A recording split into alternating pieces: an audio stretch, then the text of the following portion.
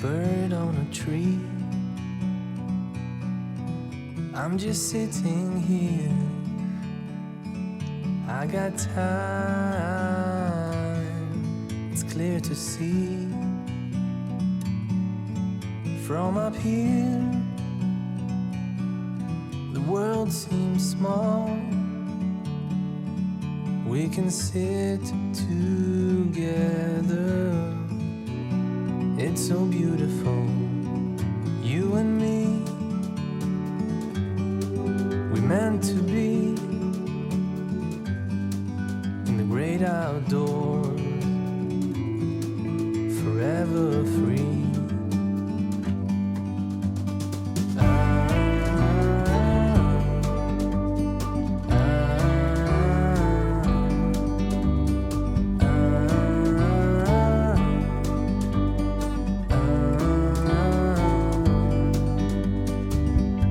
Sometimes you need to go and take a step back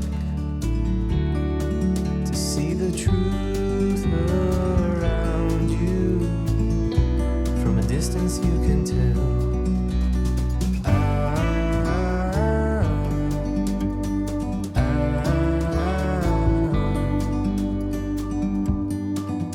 You and me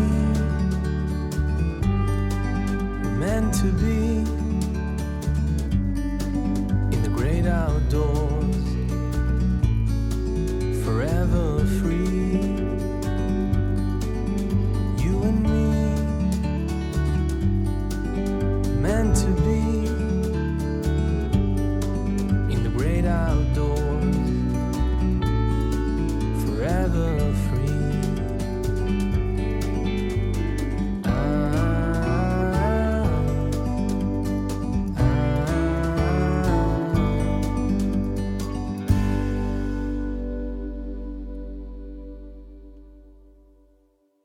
안녕하세요. 반갑습니다. 네.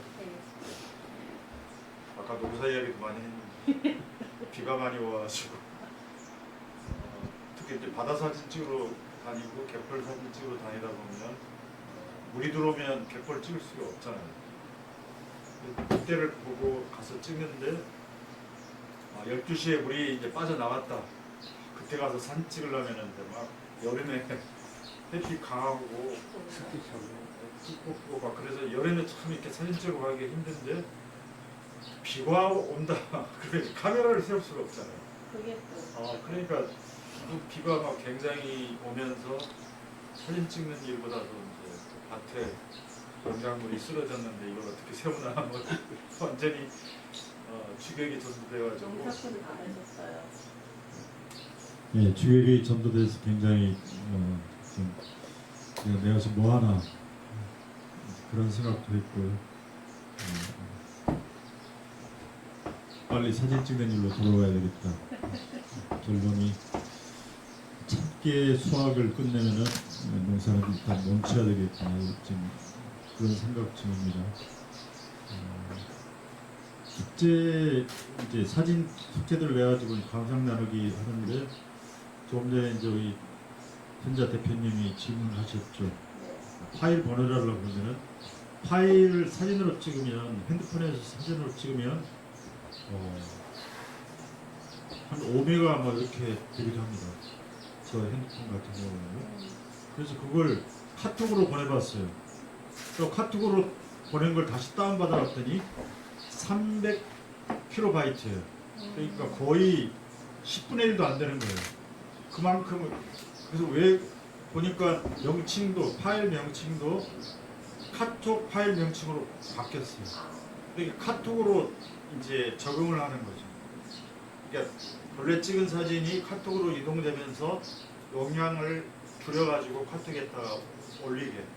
왜냐하면 용량이 크면 카톡에 또 올라가는데도 시간이 많이 걸리고 보관하는데도 용량이 많이 필요하니까 이렇게 회사에서 프로그램을 만들 때 사진이 올라오면 원본을 카톡 시스템에 가장 적합한 크기로 용량을 조절해버리는 거죠.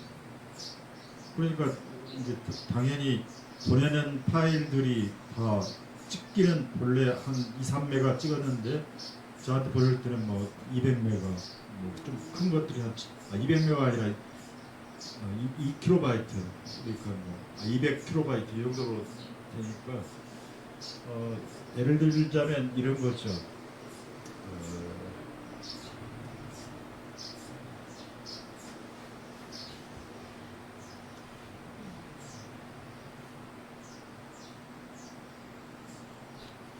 여기 화면을 보시면 지금 여기 똑같은 파일인데요. 여기는 5.25kB예요. 그러니까 5천이죠, 5천. 근데 그 밑에는 375예요. 이거 그리고 앞에 뭐라고 돼 있어요? 카카오톡이라고 돼 있죠. 그만큼의 용량이 줄은 거예요. 똑같은 사진입니다. 이 사진인데 이걸 원본인데 이걸 이제 이렇게 보내놓고 보니까 이렇게 작게 된 거죠. 그래서 보낼 때 어떻게 보내면 될까? 원본 가지고 바로 그 메일로 보내는 거죠. 네. 말하자면은 저기 우리가 그 밴드에 올린다라든지 뭐 아니면 이제 카카오톡으로 올린 것을 보낸다라든지 아니면 이제 저한테 숙제 낸다고 과감하게 이렇게 보내는 사람들이 있죠. 카톡으로 보내버려요. 그럼 보내기는 쉽지만 원본이 거의 다 카톡 수준이 이렇게 돼버리는 거죠. 바뀌어버리죠. 바뀌어서 보기는 뭐 크게 이렇게 보면은 큰 차이는 안 나지만 이게 이제 프린트를 한다든지 뭔가 좀 이렇게 해상도를 요구할 때는 용량이 작으면 이제 그만큼 크기가 줄여지죠. 보기도 안 좋고. 그래서 제가 계속 요구하는 게 좀 이걸 좀 더 선명했으면 좋겠는데 안 그래요. 그래서 제가 다음에 보낼 때는 이제 이걸 좀 이렇게 용량을 제대로 보내려면은 이걸 메일로 보내는 게 좋겠다. 그리고 찍을 때도 카메라에 이렇게 그 이제 사진 옵션에 보면 설정해서 용량을 최대로 키워놓고 찍으시죠. 대용량으로. 그리고 또 파일 종류가 두 가지가 있어요.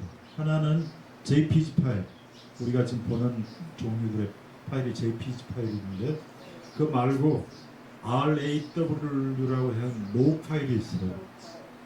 그것이 이제 뭐 이렇게 영어로 번역하면 뭐 날것 뭐 이런 뜻일 텐데요. 그 로우 파일은 데이터 파일이에요. 데이터 파일은 이제 이 데이터 파일을 가지고 포토샵에서 작업을 하면은 우리가 JPG 파일로 5메가 찍었다면 로우 파일은 따지고 보면 한 20메가까지 나올 수 있어요. 큰 용량의 사진을 얻을 수 있어요. 그리고 작업하는데 굉장히 도움이 많이 돼요. 그래서 저는 이제 사진을 찍으러 갈 때 JPG는 이제 카메라에서 용량 많이 차지하니까 작은 걸로 찍고 로우 파일은 최대한 큰 걸로 찍어요. 그래서 그러니까 JPG 파일은 그냥 눈으로 확인하는 정도의 자료고 나중에 작품으로 이제 만들 때는 로우 파일을 열어서 이제 포토샵이라든지 이런 데서 이렇게 좀 톤이라든지 뭐 여러 가지를 조절해서 이제 작업을 하죠. 그래서 핸드폰에도 로우가 있으니까 같이 찍으시면 로우 파일을 보관하면 나중에 좋죠. 그래서 이제 뭐 좀 결정은 안 나 있지만 이제 지금 사진을 쭉 이렇게 받아보다 보니까 이쯤에서 한번 이제 연말에 전시를 한번 해도 좋지 않을까. 근데 향교에서도 전시할 수도 있지만 경우에 따라서는 뭐 이렇게 이 홍서문화원이라든지 뭐 이렇게 지역 아니면 태안이라든지 아니면 다른 그 좀 공개된 큰 장소에서 이렇게 전시회를 한번 해보면 좋겠다. 이제 전시를 하면 그동안에 이제 한 3, 4년 뭐 이렇게 해갖고 쭉 보낸 사진들이 있잖아요.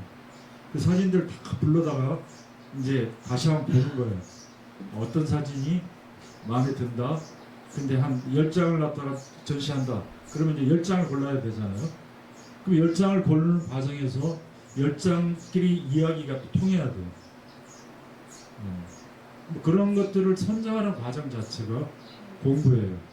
우리가 이제 사진 숙제 낼 때 5장을 보내라 할 때 그 5장 연작 사진이라고 하면서 보내라 할 때 왜 5장 연작을 보내라 하냐면 뭔가 주제를 가지고 찍게 하기 위해서, 뭔가 생각을 표현하기 위해서 그런 트레이닝을 하는 거죠. 근데 나중에 이제 다 우리 김인자 대표님 같은 경우는 이제 보붓을 그동안 오랫동안 찍었으니까 그걸 다 모아놓으면 그 중에서 이제 10개를 뽑으래 그러면 이제 한 50장 중에서 10개를 뽑다 보면 또 다시 재정선이 되고, 근데 거기서 제일 난감한 게 뭐냐면 사진 원본이 2메가짜리인데 300kb로 돼 있다, 2300으로 돼 있다 그러면 프린트할 때 이제 막 문제가 생기는 거예요. 질이 떨어져 버려요. 그러면 원본 막 찾아야 돼요. 근데 이미 작년에 사진 다 지워버렸어. 그러면 이제 난감한 거죠. 그래서 이쁘게 잘 찍어놓은 사진들을 나중에 쓸모가 있을 때 이제 다 버려버리는 상황이 되면 안타깝죠. 그래서 저한테 보내줄 때도 그렇고 본인들도 이제 사진을 찍으면 막 버리려 하지 말고 이렇게 보낸 사진들, 괜찮은 사진들은 자기가 핸드폰 내에서도 폴더를 만들어가지고 보관해야 돼요. 네. 이게 핸드폰에서 이렇게 막 계속 다니면서 찍잖아요. 그래서 이제 그 카메라마다 다 이제 앨범이라 해가지고 갤러리라고 있잖아요. 그게 자기 폴더를 만들어서 자기가 이렇게 관련된 꽃사진을 찍었다면 꽃사진 폴더에다 다 옮겨주는 거죠. 그리고 자기가 좀 이제 좋아하는 것들이 있으면 그 중에 선정해보고, 또 많이 찍었는데 이건 너무나 똑같고 비슷비슷하고 좀 마음에 안 들어서 버려버리는 거죠. 빨리빨리 버려서 좀 이렇게 정리를 해놓으면 정리하는 과정이 사진을 공부하는 과정이다, 이렇게 이야기할 수 있어요. 그래서 올해 가능하다면 이제 그 사진을 쭉 불러다가 정리하고 또 거기에 자기들의 이야기를 좀 이렇게 입히면 전시할 수 있지 않을까. 올해 말쯤에 한번 이제 경제적인 부분들을 고려해가지고 해도 좋겠다, 이런 생각을 했습니다. 논문을 한번 해보세요. 예? 논문을 한번 예, 그렇게 한번 오늘 해볼까 합니다. 자신감은 어디서 나오는 거야? 비 오는 날 사진 이제 찍으러 갔는데 풍경에서 그냥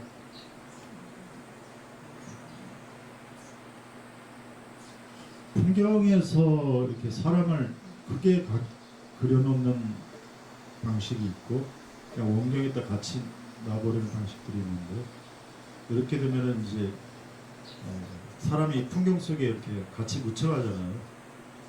이제 이럴 때는 이제 사람이 주인공이 아니라 풍경이 주인공이고 사람도 그냥 그 풍경의 하나, 이게 자연이 되는 거죠. 그래서 이제 우리 전통 산수화에서는 이런 인물들을 뭐라고 했냐면 점경 인물, 점같이 그려놓는다 이거죠. 그러면 이제 옛날 산수화 보면은 막 그 행인이 지나가는데 보면 많은 사람이 그 산속에서 이렇게 뭐 나귀를 끌고 왔는지 아니면 지팡이를 짚고 가는 그런 그림들을 봤을 거예요. 그러면 왜 당신은 사람을 이렇게 작게 그렸느냐? 그러면 이제 그게 자연이 된 사람이죠. 인간은 자연의 일부일 뿐이다, 이런 생각으로 이제 저는 풍경 사람 찍을 때는 가능한 좀 이제 작게 찍으려고 그러는 경향이 있어요. 아니면 이제 딱 이 사람을 주인공으로 사람 중심으로 찍을 때는 또 다른 표현이 필요하겠지. 그럼에도 불구하고 이 풍경에서 굉장히 이질적이잖아요. 사람이 이렇게 툭툭 서 있으니까 이렇게 작게 찍어도 굉장히 이게 사실은 심리적으로 큰 거죠. 그렇습니다.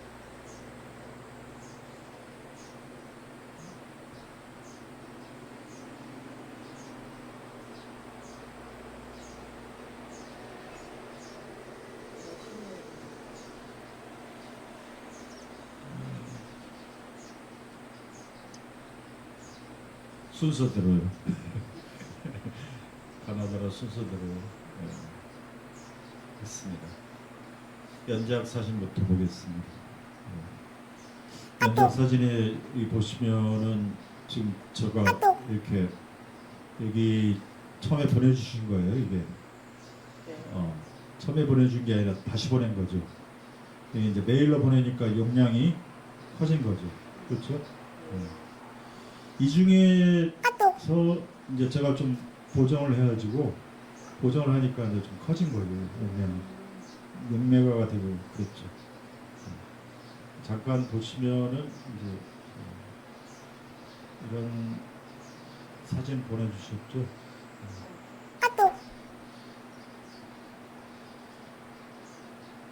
근데 이제 제가 사진을 좀 이렇게 그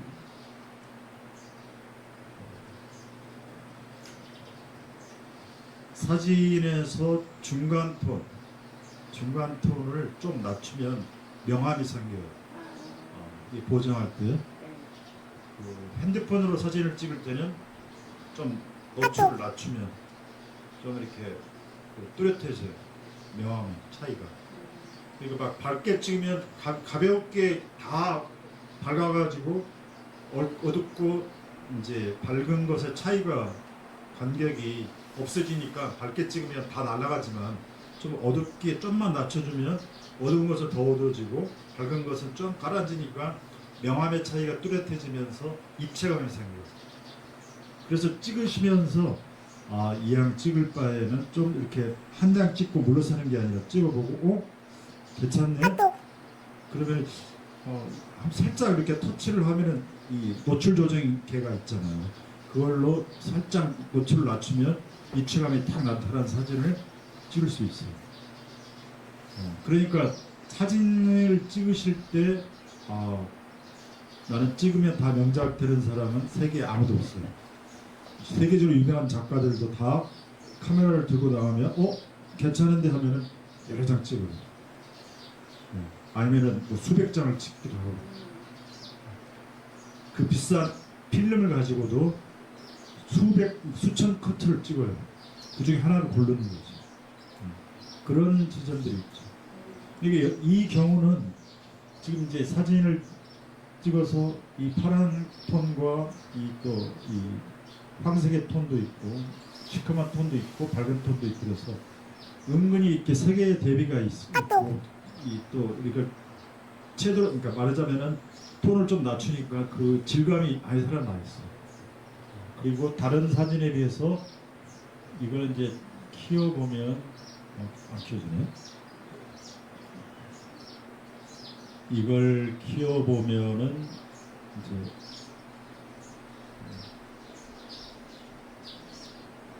키워 보면 좀 다르죠. 키워 보면 선이 이제 다르죠. 이 부분이 저와 이제 왜 삼각대를 써야 되는 거 하는 것이죠. 삼각대를 써갖고 좀이라도 안 흔들리면 좀 키워도 이 선부분이 더 명확해집니다. 그러면 이제 이렇게 된 상태에서는 어떻게 되냐? 이 정도 크기에서는 별 문제가 안 되죠. 근데 이 정도 좀 사진을 키우고 싶어 할 때는 좀 이제 사진이 가까이서 보면 이렇게 뿌옇게 돼 있죠. 그럼 이런 사진들을 감상하려면 좀 떨어져서 멀리서 봐야 돼요. 백화점에 그 광고 사진들이 모델들 사진 있잖아요. 잘 나와 있잖아요. 가까이 가서 봐보세요. 막 굉장히 입자가 거칠어요. 네. 왜냐하면 필름은 그리 크진 않은데 이걸 크게 하다 보니까 일단 보이기 좋게는 만들어져 있으나 가까이 가보면 이미 이제 좀 입자가 커가지고 굉장히 거칠죠. 그런 꼴이 되는 거예요. 그러니까 이왕 그래서 광고 사진 찍는 사람들은 필름 자체도 좋고 카메라도 좋고 또 이 빛도 충분하게 하고 그다음에 이제 카메라 장비 자체가 굉장히 고가 장비를 많이 쓰죠. 근데 이제 이왕 우리가 찍을 때는 이왕이면 그랬으면 좋겠다.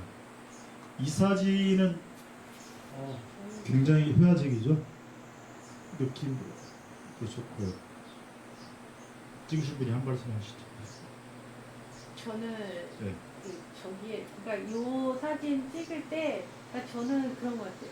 사진을 찍을 때 그 대상에 제 심리가 나오는 것 같아요. 그래서 그런 것만 눈에 띄는 것 같아서 근데 쟤도 좀 멀리서 보면 그런 느낌이었거든요. 그래서 모르겠어요. 근데 지금 자세히 보니까 삐삐가 잘 안 보였나 내 눈이 그러니까 잘 모르겠는데 그냥 좀 뭔가 느낌이 이렇게 좀 확 왔었어요. 네.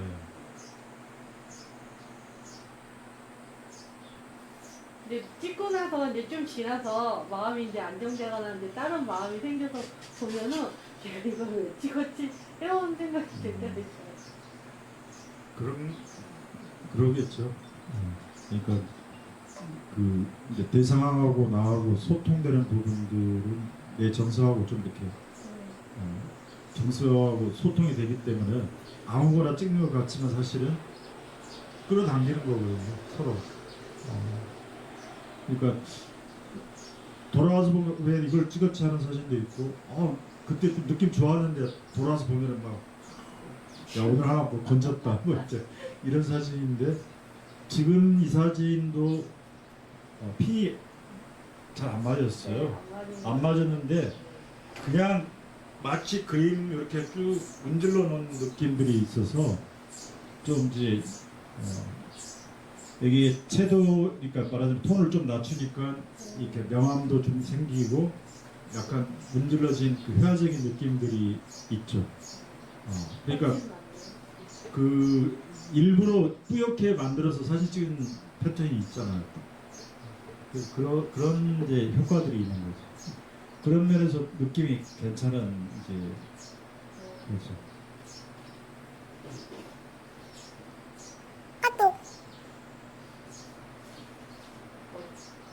제가 찍은 것 같지 어떠셔요? 않아?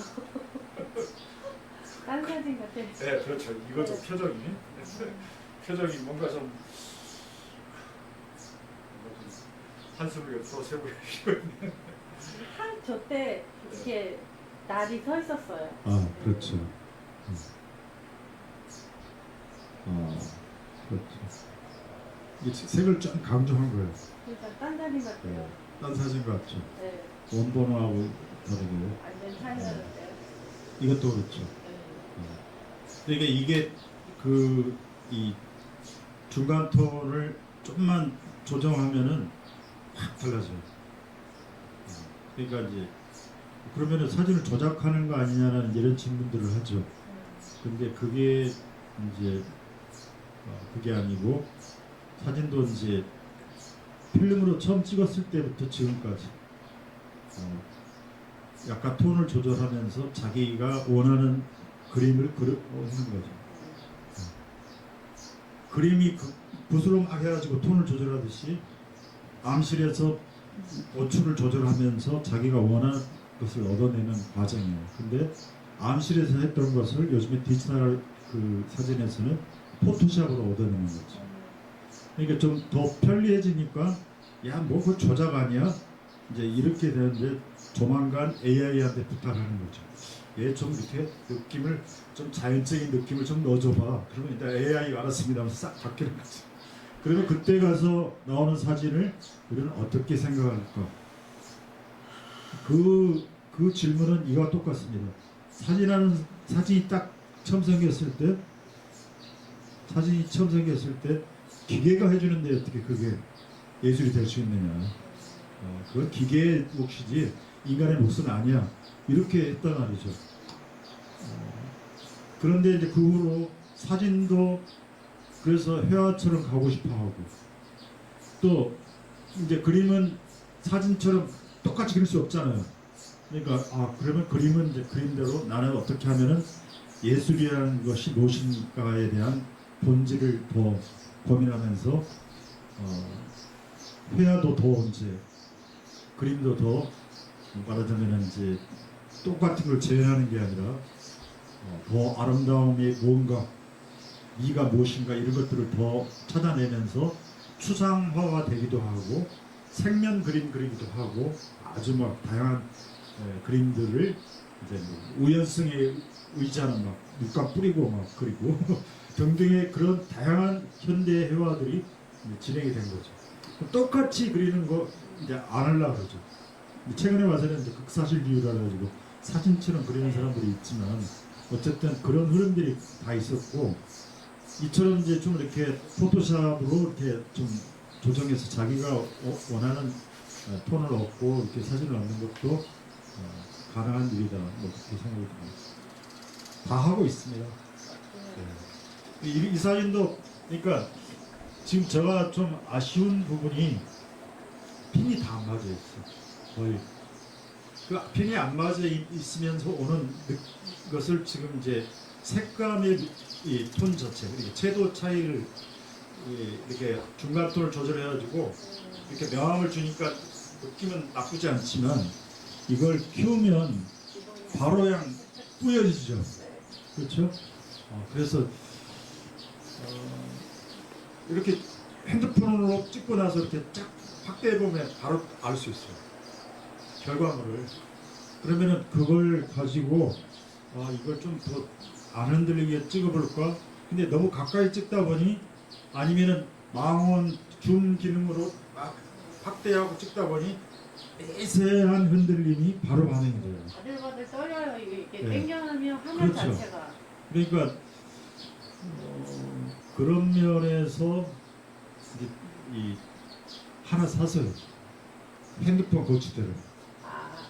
근데 선생님 저 같은 경우에는 이제 저것도 네. 뭐 찍으려고 작정을 하고 찍는 게 아니라 이렇게 가다가 이렇게 딱 당기는 감이 딱 있어갖고 가서 이제 탁 대고 근데 좀 더 가까이 이렇게 그 부분만 찍고 싶은데 핸드폰이 최대로 이렇게 좀 저기 이렇게 크게 하면 화면 자체가 흔들리더라고요. 저 가만히 있어도. 그러니까는 안 돼서 조금 물러서 갖고 그냥 픽 찍고 바쁘니까 또 빡 하고. 근데 이게 좀 문제인 것 같아요. 네, 그렇죠. 그러니까 이제 그 부분이 오늘 이제 숙제를 그 과제를 내신 분들의 공통된 이제 좀 앞으로 내 사진이 좀 더 진도가 나가려면 이제 슥 지나가면서 찍는 사진들에서 한 걸음 더 나가가지고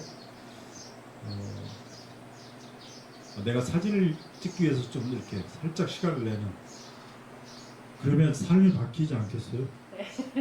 그렇잖아요. 나 쓱 지나가면서 봤어요. 저 좋은데 찍고 싶은데 몇 장 찍었는데 잘 안 나왔어. 그러면 내가 다시 가서 찍을 수도 있거든요. 근데 이제 워낙 먼 거리면 네. 다시 가기는 어렵겠지만 그러면 그런 것들을 보면서 이거 좀 제대로 찍어봐야 되겠다라고 시간을 내는 거죠. 한 시간을 내든 한나절을 내든 이렇게 돼서 가지고 카메라면 뭐 삼각대를 가지고 가서 찍든지 핸드폰도 좀 더 자세히 찍으려면은 그 핸드폰 그 거치대 있잖아요. 그것도 삼각대겠지만 그런 걸 가지고 가서 또 이렇게 정확하게 근데 핸드폰도 탁 터치하면은 이제 찍을 수도 있지만 타이머가 있잖아요. 타이머로 찍으면 안 흔들고. 그러니까 혹시라도 이거 삼각대도 없어 그럴 때는 타이머를 이렇게 딱 들고 있으면서 누르는 순간에 흔들리잖아요. 터치하는 순간에. 그러니까 타이머로 탁 눌러놓고 가만히 있으면 착 하는 거죠. 그런 기능들을 이용하면은 덜하죠. 그러니까 저도 이제 가끔가다 이렇게 릴리즈를 해가지고 카메라를 눌리면 카메라가 흔들리니까 릴리즈를 해가지고 버튼 눌리는 게 있어 따로요. 근데 그걸 안 가져오는 경우들이 있어요. 이렇게 촬영으로 그걸 빠뜨리고 왔어. 그럴 때는 타이머로 이제 2초 이렇게 조정해놓고 탁 눌리면은 내가 눌리는 순간에는 카메라가 안 움직이죠. 자동으로 착각 그 카메라를 자동으로 2초에 찍히니까 그런 걸 좀 이용해보는 게 또 좋겠다.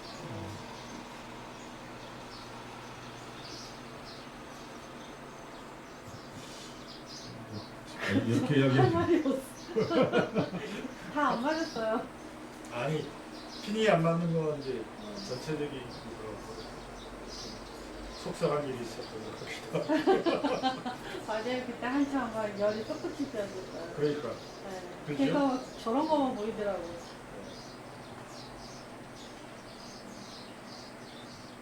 핸드폰을 찍고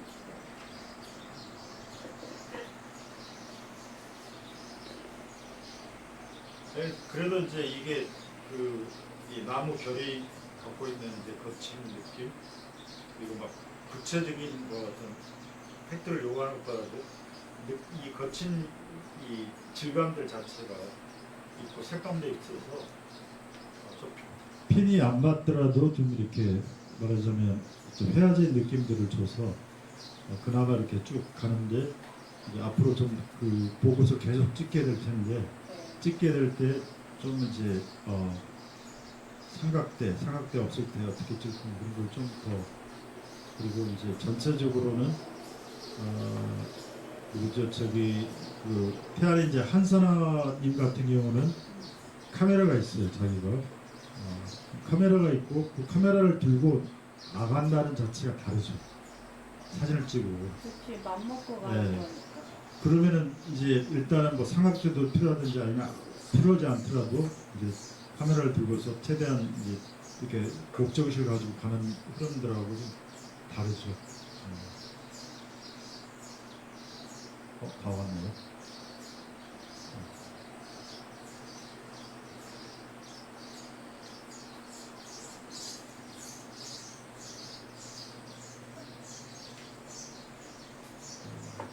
이게 이제 본래 보내주신 원본이죠. 그죠? 네. 보내주신 원본인데 이제 이게 톤을 좀 이렇게 낮추니까 아까 지금 이렇게 입체적인 게 된 거죠. 그렇죠? 그렇죠. 이것도 그렇고. 그래서 나중에 다르죠. 네. 그러니까 나중에 좀 이제 사진 저도 이렇게 누가 가르쳐줘서 배운 게 아니고 사진지에 이렇게 전시하려고 프린트 하는데 가서 이제 프린트 해달라고 가면 프린트 해주는 이들이 이제 원본을 달라 그래서 보면서 선생님 이거 톤을 이렇게 좀 살리면 좋겠습니다. 그런 걸 이제 나한테 상의를 해요. 작가하고 프린트하는 사람하고. 그러다 보면 이제 이 친구가 어떻게 톤을 살리고 어떻게 하는지 처리하는 걸 이제 계속 보다 보니 한 15년, 20년 가까이 되니까 나도 은연중에 이제 어느 정도는 좀 할 수 있는 능력이 생긴 거죠. 그리고 독학으로 책을 많이 봤어요. 포토샵에 관련된 책들. 날로 먹는 거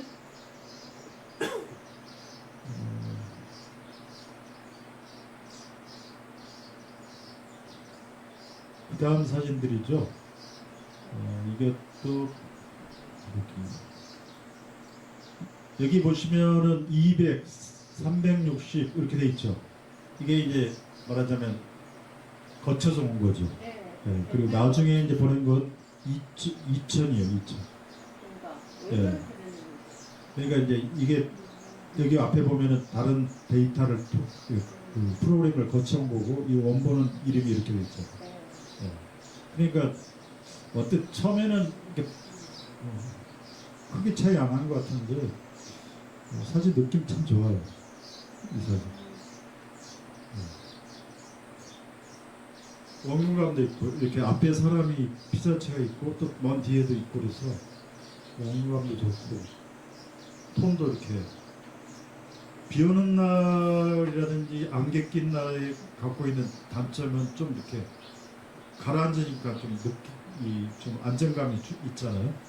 그리고 뒤에 섬이라든지 막 바다가 너무 뚜렷하면 시선이 막 집중이 안 되고 막 전체가 다 막 산만하게 시선을 끌고 있는데 여기서 뒤가 좀 뿌옇게 가라앉아 있고 뿌옇면은 이제 내가 보고자 하는 이 앞에 사람과 저 뒤에 사람만 이렇게 좀 보이면서 적절하게 이 바다 해변에 이제 이렇게 모래 색깔도 느낌이 전체적으로 잘 어울리는 것 같아요. 네. 감사합니다. 근데 이게 이제 원본을 이제 이렇게 살려놔야죠. 지금 보내주신 것은 말하자면 이제 200메가인가 300메가니까 메가가 아니라 킬로바이트니까.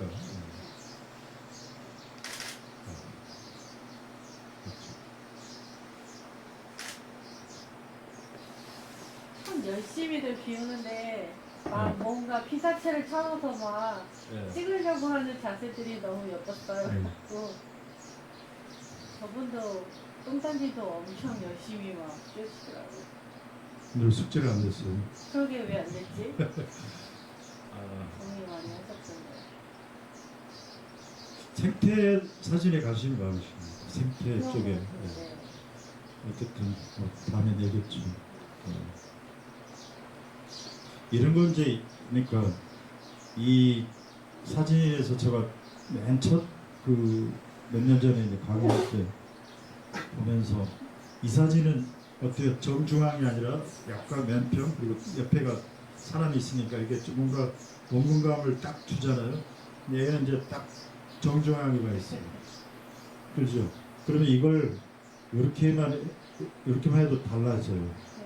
그러니까 앞에 가는 쪽의 방향이 좀 이렇게 여유 있게 사람 좀 뒤로 밀어나면 되죠. 근데 그렇지 않고 반대로 이쪽으로 가봐요. 지금 딱 막혀있어요. 갈 데가 없는 것처럼 답답한 느낌을 줘요. 그러니까 그런 걸 살짝만 이렇게 조절을 해도 이제 그 느낌이 달라지죠. 그러니까 저는 이제 이걸 뭐라고 그러냐면 배치를 어떻게 하느냐에 따라서 느낌이 달라지죠.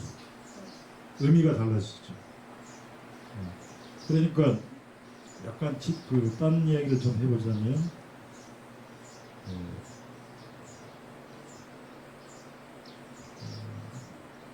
이런 걸 잠깐만 말씀드리겠습니다. 저는 굉장히 독창적이라고 생각하면서 제가 이제 공부를 하다 보니까 이걸 공책에다가 막 썼는데 교육 자료로 만들다 보니까 이렇게 됐습니다. 위치의 차이가 의미를 낳는다. 정 가운데느냐 위냐 오른쪽이냐 밑이냐에 따라서 똑같은 인물들을 어떻게 배치하냐에 다르다 이거죠. 그러니까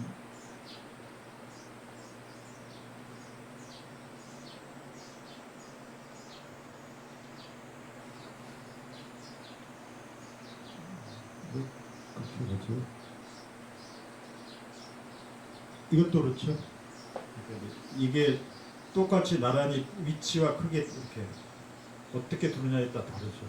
역동감으로.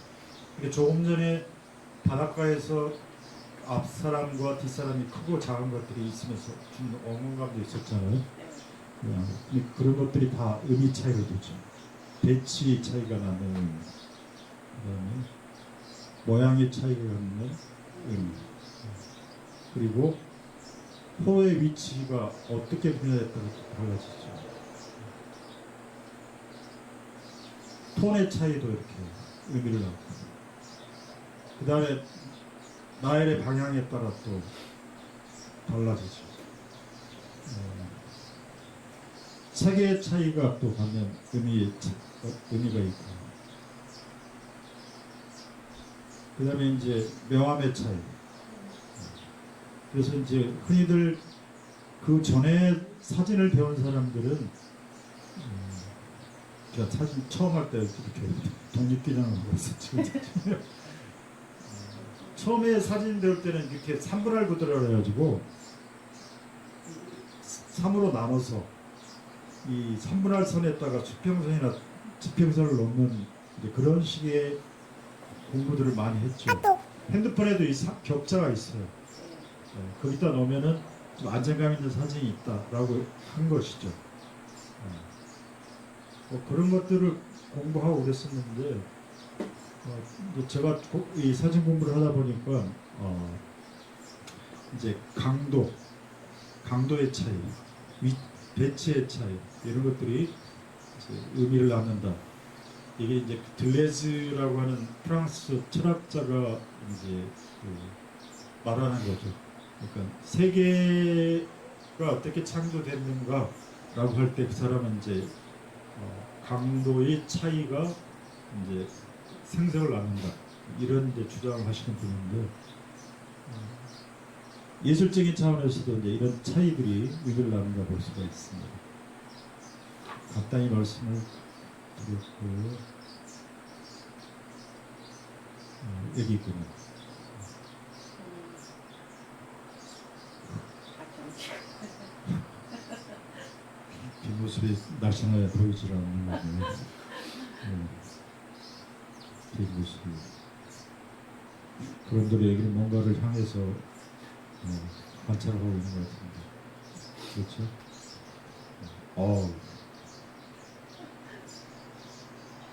진짜 열심히 찍었어. 네.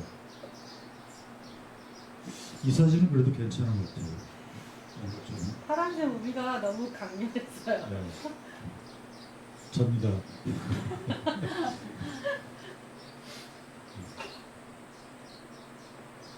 무엇인가를 찾는 사람들의 공통점이 있네요. 네.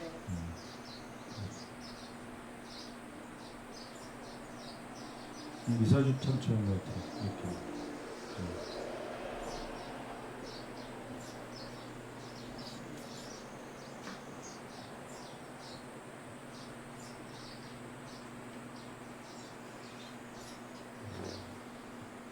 이제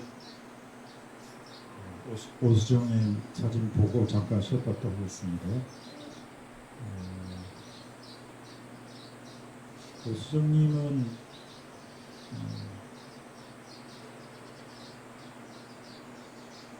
현자님 사진이고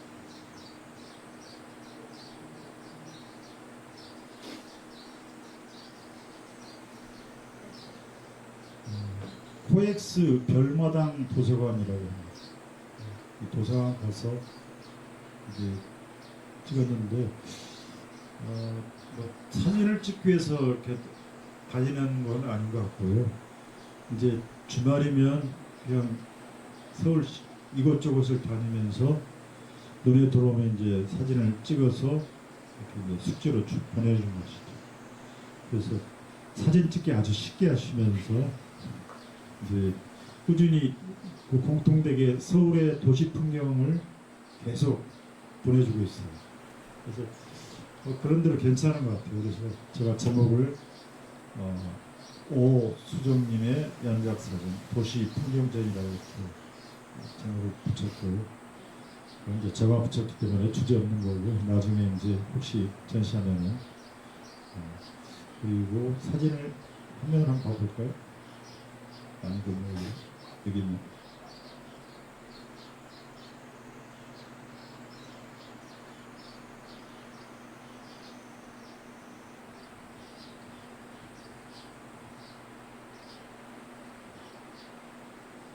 신발은 여기서 많이 보신다네요.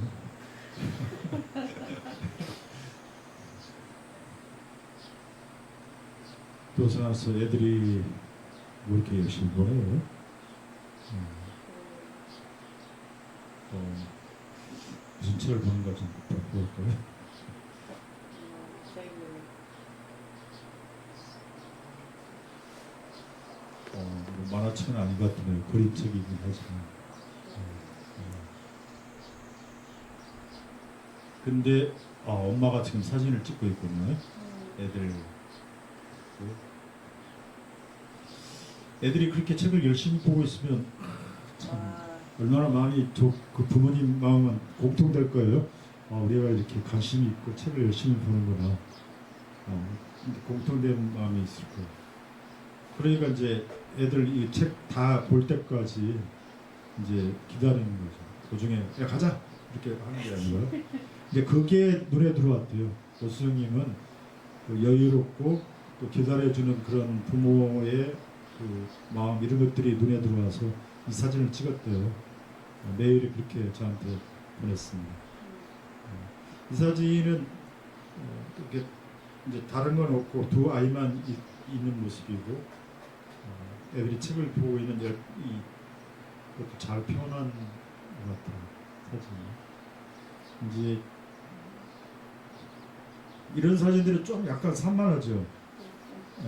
산만해도 이제 이 전체적으로 이 도서관에 와서 책 보고 그런다 뭐 하는 이야기는 그냥 이해할 수 있는데 한 가족인 줄 알았더니 세 가족 되나 두 가족이나 하여튼 그런 것 같아요. 그리고 엄마가 사진을 지금 찍고 있고 그렇죠.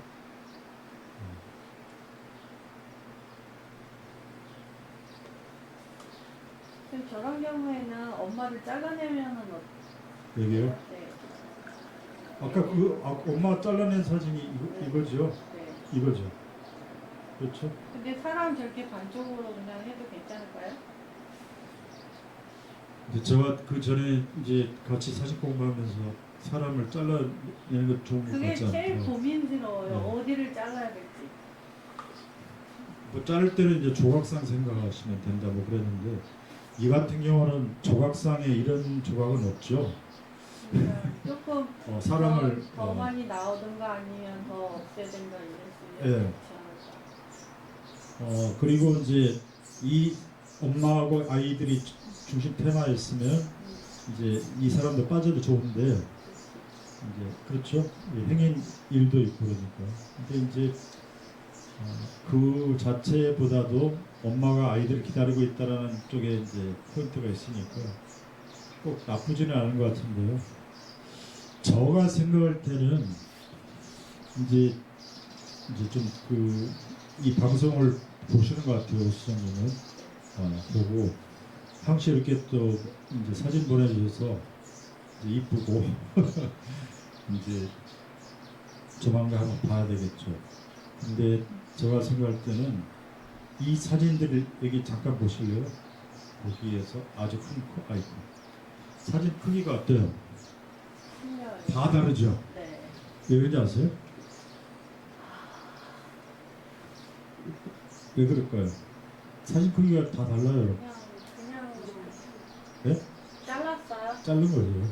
네. 자르지 말라는데 또 잘랐어. 자기가 보고 좀 이게 필요 없다는 걸 자른 거예요. 그런 식으로 이제 사진을 계속 자르다 보면 어떻게 될까요?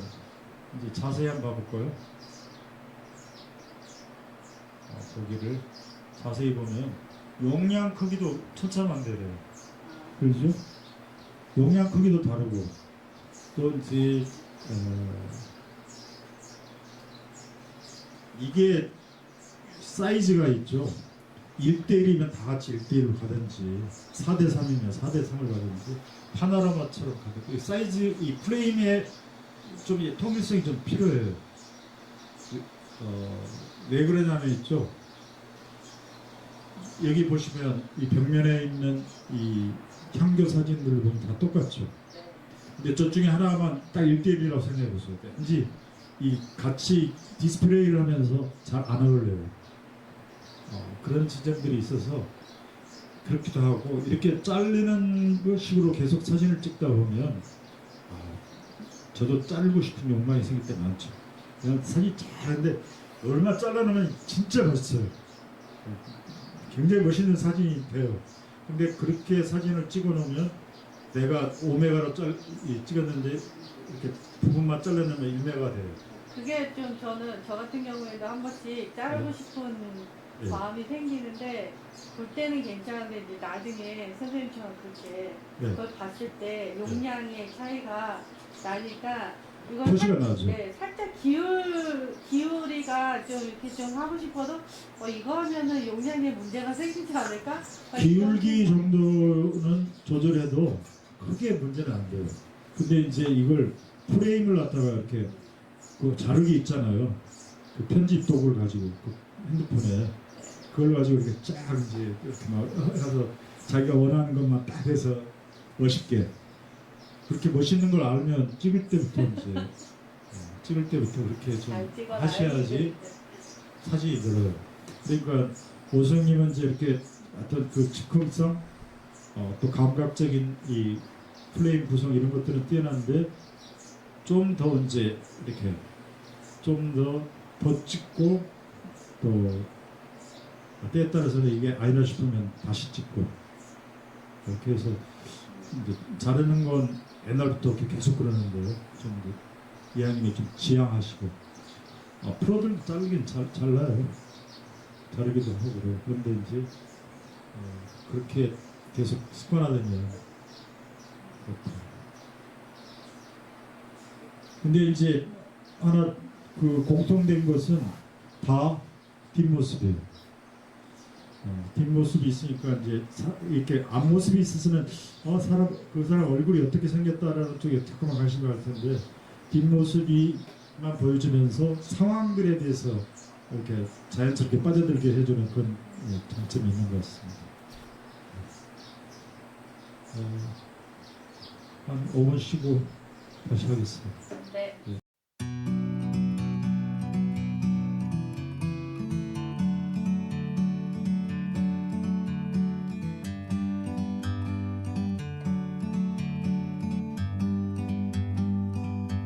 Like a bird on a tree, I'm just sitting here. I got time, it's clear to see. From up here, the world seems small. We can sit together. It's so beautiful, you and me. We meant to be in the great outdoors, forever free.